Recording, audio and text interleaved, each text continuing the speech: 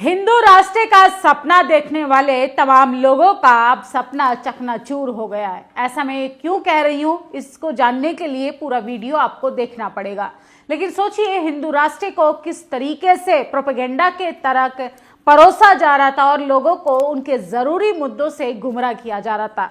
महंगाई, बेरोजगारी, भ्रष्टाचार, यहां तक क्या भाजपा सरकार का भी विरोध करेंगे तो कुछ मुट्ठी भर लोगों को तकलीफ होने लगती है। सोचिए किस तरीके से इस देश में मोदी का विरोध, मतलब किस तरीके से लोगों ने अपनी आस्था का विषय बना लिया। अरे भैया, हम सरकार से सवाल नहीं करेंगे, सरकार की नीतियों का विरोध नहीं करेंगे, सरकार की आलोचना नहीं करेंगे तो किसकी आलोचना करेंगे। लेकिन सोचिए, हिंदू राष्ट्र का सपना देखने वाले अब कह रहे हैं कि सनातन ही बुद्धिज्म है और बुद्ध का रास्ता ही देश को प्रगति की तरफ ले जाएगा।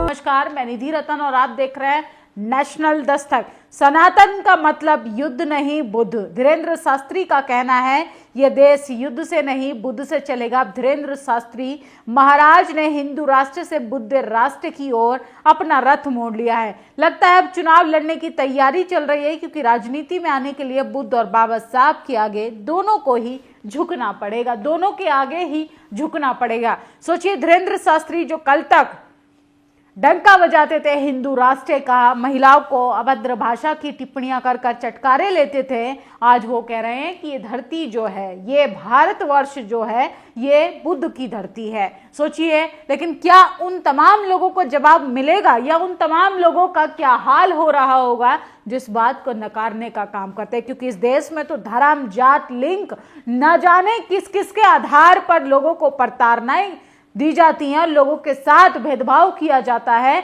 जब उनसे पूछा जाता है कि भैया तुम ऐसा क्यों कर रहे हो, तो वे हिंदू राष्ट्र का एग्जाम्पल देते थे। उदाहरण के तौर पर अब हिंदू राष्ट्र का सपना देखने वाले अब उनका सपना टूटता हुआ नजर आ रहा है। धीरेन्द्र शास्त्री कह रहे हैं कि ये युद्ध नहीं बुद्ध की धरती है और यह देश बुद्ध राष्ट्र बनना चाहिए। हम किसी भी धर्म के राष्ट्र के समर्थन में नहीं है। ये देश लोकतंत्र देश है, ये देश संविधान से चलेगा, ना कि किसी की भावनाओं से। लेकिन धीरेन्द्र शास्त्री का ये हृदय परिवर्तन वाकई में काबिल तारीफ है। हो सकता है कि इनके अंदर भी बदलाव आए, हो सकता है इनके अंदर भी इंसानियत के प्रति ईमानदारी थोड़ी पैदा हो जाए, क्योंकि इन्होंने भी धर्म के नाम पर इन्होंने भी राजनीतिक रोटियां सेकने में कोई कसर नहीं छोड़ी है।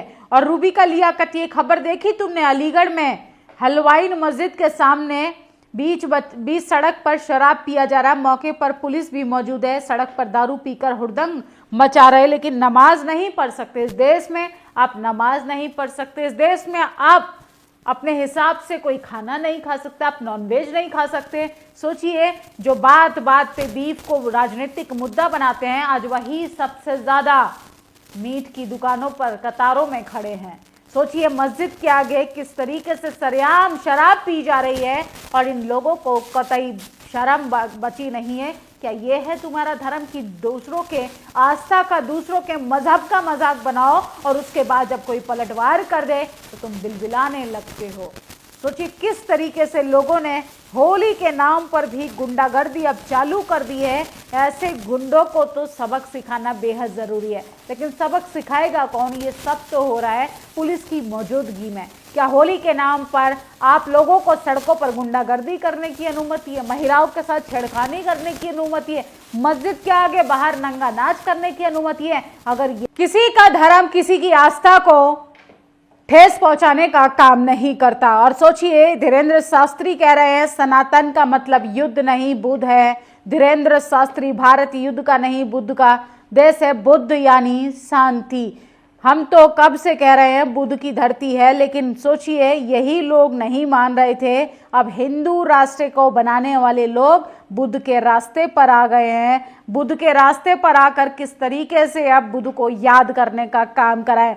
और यूपी शाहजहांपुर में टाइट सिक्योरिटी के बीच लाट साहब का जुलूस निकाला गया। एक व्यक्ति को लाट साहब बनाया गया, उसे बुलेट प्रूफ जैकेट पहनाई, हेलमेट पहनाकर चारों तरफ से सिक्योरिटी का घेरा बनाया। लोग इस लाट साहब को जूते, चप्पल, कपड़े झाड़ू मारते चल रहे हैं। इसी जुलूस की वजह से शाहजहांपुर की 50 से ज्यादा मस्जिद मज़ारों को ढक दिया गया। तो सोचिए ये उत्तर प्रदेश में हो रहा है, वो उत्तर प्रदेश जिसके मुख्यमंत्री योगी आदित्यनाथ जापान की धरती पर जाकर बुद्ध का गुणगान करते हैं, लेकिन अपने ही देश में, अपने ही राज्य में आकर हिंदू मुसलमान करने में कोई कसर नहीं छोड़ते हैं। तो ऐसे लोगों से सावधान रहने की जरूरत है। और एक ऐसे नागरिक है जिनकी वजह से मस्जिदों को भी ढकना पड़ रहा है, बहन बेटियों को भी बचाना पड़ रहा है, देश के तमाम अन्य मजहबी लोगों को अपनी सिक्योरिटी इस तरीके से करनी पड़ रही है मानो वो अपराधी हों। तो देश में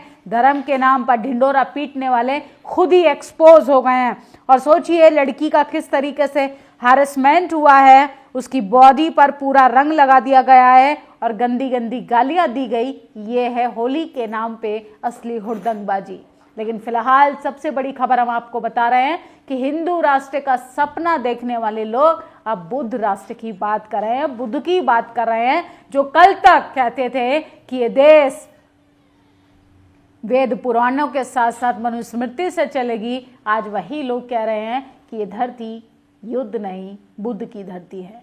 आप लोगों की क्या प्रतिक्रिया है इस खबर पर, अपनी राय जरूर दीजिएगा। शुक्रिया। नेशनल दस्तक की आपसे गुजारिश है कि अगर इसको बचाना चाहते हैं तो नेशनल दस्तक को सब्सक्राइब करने के लिए रेड कलर के सब्सक्राइब बटन को दबाएं, फिर बेल आइकन की घंटी दबाएं। नेशनल दस्तक को बचाने के लिए बहुत जरूरी है कि हर खबर को शेयर करें, लाइक करें, कमेंट जरूर करें।